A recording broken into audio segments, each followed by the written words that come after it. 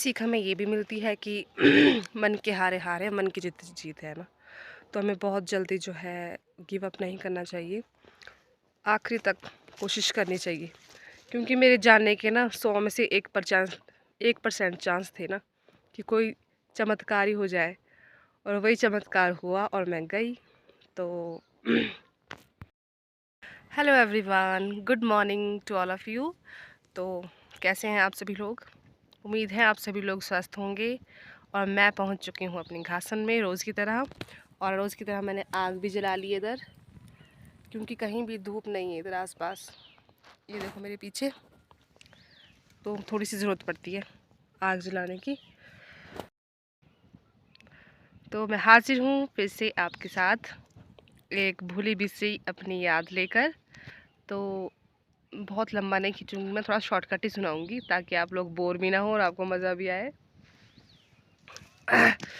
तो आज मैं सुना रही हूँ आपको 2012 का एक किस्सा मेरी लाइफ का।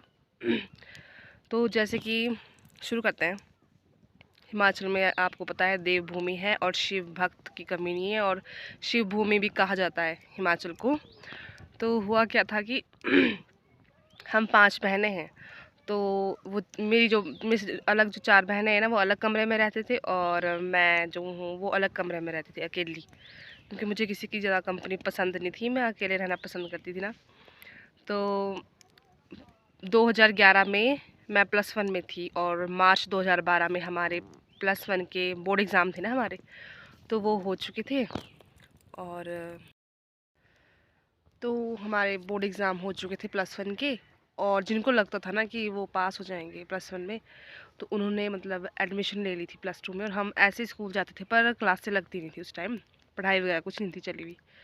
तो एक दिन क्या होता है कि मम्मी के पास फ़ोन आया मेरी बड़ी दीदी की शादी हो चुकी थी 2010 में, जो मुझसे बड़ी है ना उनकी। तो उन्होंने बताया मम्मी को कि हम मणिकर्ण जा रहे हैं, मतलब जो कि कुल्लू में है ना मणिकर्ण। तो मुझे भेज दो, मतलब सुमन को भेज दो भी हमारे साथ। और उन्होंने बताया कि किराया लगेगा 2000 समथिंग था शायद कुछ किराया, मेरे को एग्जैक्टली याद नहीं है, पर 2000 कुछ ही था। मेरे को 2500 तो नहीं था शायद, ऐसा ही था कुछ, 2500 के आसपास कुछ था किराया। तो मेरी मम्मी ने तो उनको मना कर दी कि नहीं नहीं भी तुम जाओ घूमने, और हमारे घर से कोई नहीं जाएगा।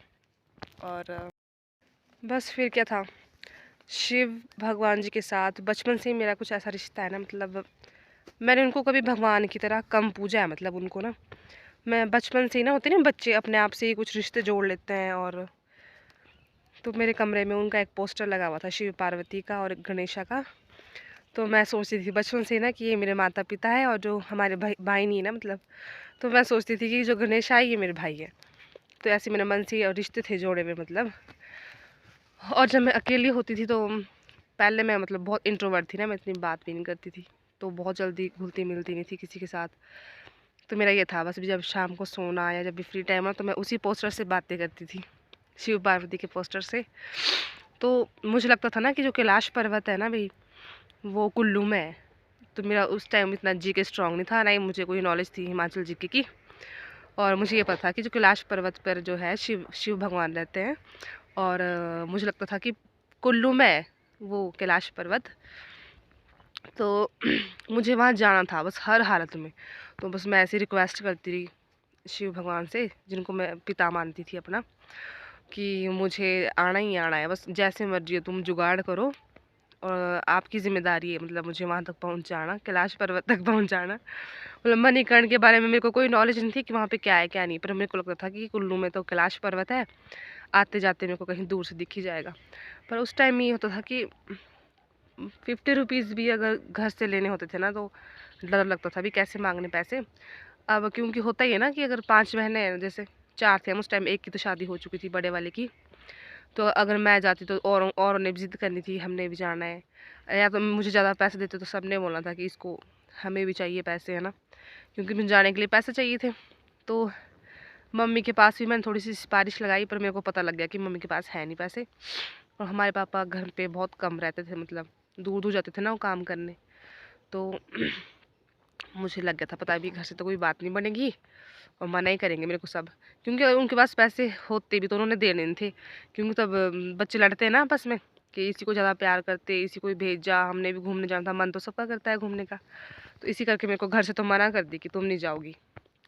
पर मैंने मन में ठान लिया था कि मेरे को जाना ही जाना है हर हालत में, और रोज़ मैं उसके लिए दिमाग चलाती थी, अपना सोचती रहती थी कि मैं कहाँ से क्या जुगाड़ करूँ, क्या जुगाड़ करूँ पैसे का, ताकि मेरे पास पैसे हो जाए और मैं जाऊँ मणिकर्ण। तो ऐसे ऐसे मैंने बहुत रिक्वेस्ट करी, और वो दिन ऐसा मतलब 2 ही दिन बचे, मतलब लास्ट में 1 ही दिन बचा कि जैसे मतलब परसों जाने थे मतलब मणिकर्ण दीदी वगैरह, तो उन्होंने एक सीट खाली सी रखी, क्योंकि मेरी ना हाँ थी ना मेरा ना थी करीबी।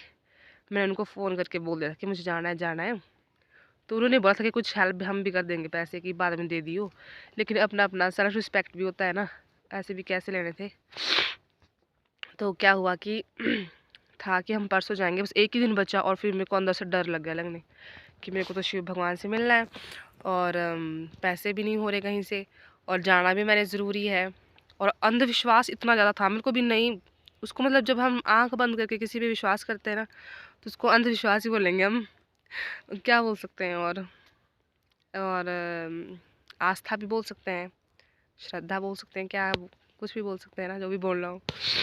तो उस रात में मैं इतनी रोई कि अब तो कल का ही दिन बचा, मेरे पास पैसे नहीं है, और अब वो चल जाएंगे और मैं तो घर पे ही रह जाऊंगी, मणिकर्ण चल जाएंगे दीदी वगैरह। तो मैं इतना गुस्सा है ना मेरे को, तो मैंने भगवान को गुस्सा किया, और उन जैसे हम रूठते हैं ना, जैसे हम घर पे किसी से लड़ाई करते हैं, वैसे 10 बातें सुना दी भगवान को कि तुम हो नहीं, तुम मेरी सुनते नहीं हो, तुम नहीं हो, मैं जो भी मैं उनको माता पिता का दर्जा मैं देती थी, अभी भी देती हूँ। पर वो बचपन में बहुत ज़्यादा क्रेज़ होता है ना मन से, जब किसी चीज़ को मान लेते हैं। और मैंने वो पोस्टर वहाँ से फाड़ा रात को, ऐसे निकाला मैंने, उसको तोड़ मरोड़ के ना मैंने फाड़ने की कोशिश कोशिश की, जैसे बहुत फोर्सफुली ना, पर फटा नहीं वो इतना, बल्कि क्या कागज़ का तो होता है वो, मतलब पोस्टर होते जो, पहले बहुत ज़्यादा ट्रेंड था नहीं, पोस्टर लगाते थे घर पे डेकोरेशन के लिए, अब तो ट्रेंड कम हो गया थोड़ा। तो बहुत ज़ोर से, पर वो फटा नहीं, तो मैंने उसको ऐसे कचुम्बर बनाया ना उस पोस्टर का। ये सुन के शायद आपको बुरा लगेगा, अब मुझे भी बुरा लगता है कि यार मैं मतलब उस टाइम हम कैसे करते हैं ना, एकदम से रिएक्ट कर देते हैं। मतलब मैं पेशेंस नहीं रख पा रही थी, मुझे लग रहा था कि अब वो चल जाएंगे।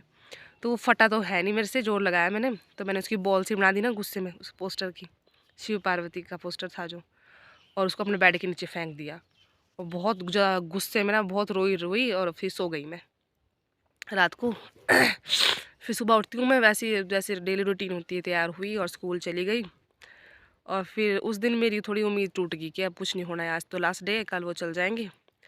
और फिर उस दिन स्कूल में हमारी टीचर ने बताया कि आप लोगों की स्कॉलरशिप आ गई है, और जिन जिनको स्कॉलरशिप मिलती है ना, 2 तरह की स्कॉलरशिप मिलती थी, एक जो आईआईडीपी में होते हैं, और एक शेड्यूल कास्ट की भी मिलती है।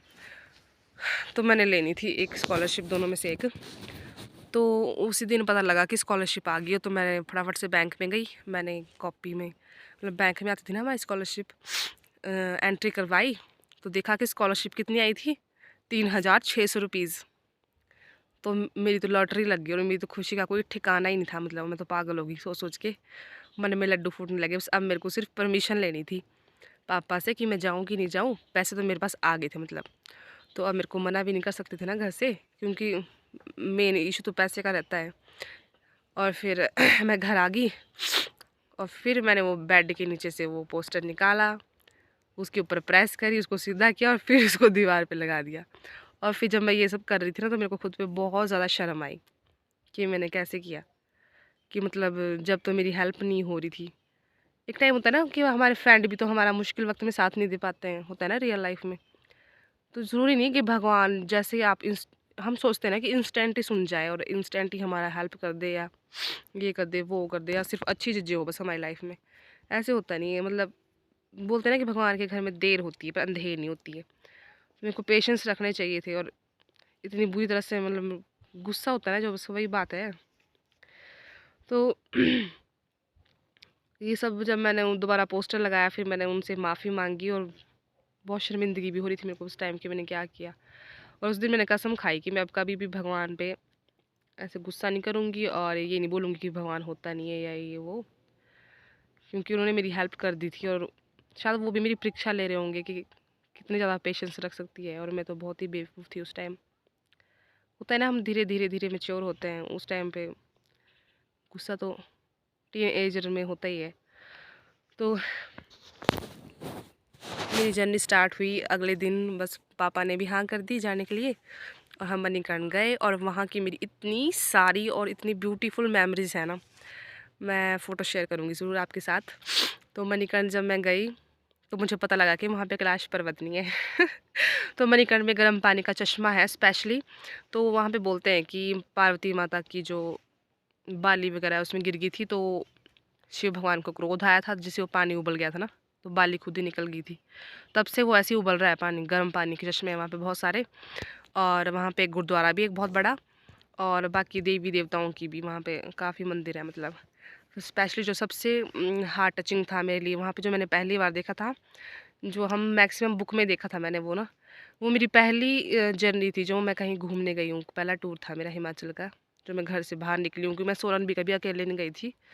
तो मेरे लिए हार्ट टचिंग जो चीज़ थी वो ये थी कि बर्फ़ से ढके हुए पहाड़ और बर्फ़ गिर रही थी और ऊंचे ऊंचे पहाड़, और बस बहुत बहुत ही ज़्यादा ब्यूटीफुल था वो, जो भी वहाँ पे नेचर है ना, आसपास का जो भी देखने को, पेड़ पौधे, पहाड़ियाँ, बर्फ़ से ढके हुए, ऐसा लगता है जैसे भगवान यहीं पे है कहीं और हम भगवान के बहुत नज़दीक आ गए हैं।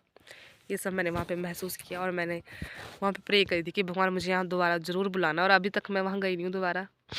2012 में गई थी और आज 23 चल गया है, मतलब 2023 चल पड़ा है ना, 10 साल तो हो ही गए हैं ना इस बात को। तो इस कहानी से हम ये सीख ले सकते हैं कि बहुत जल्दी जल्दी ना किसी चीज़ पे रिएक्ट नहीं करना चाहिए, हमें धैर्य रखना चाहिए, पेशेंस रखने चाहिए।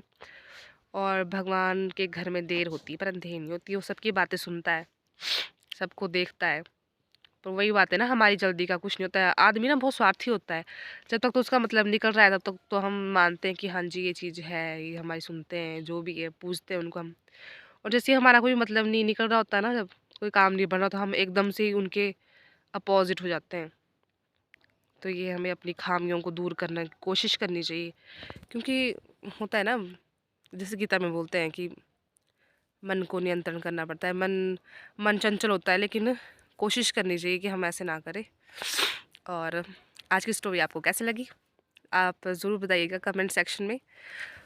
तो अब मुझे काटना है घास, और मेरी आग भी बुझ चुकी है मैक्सिमम, जो मैंने जलाई थी। तो अब मिलेंगे हम नेक्स्ट वीडियो में, तब तक के लिए tata bye bye and take care.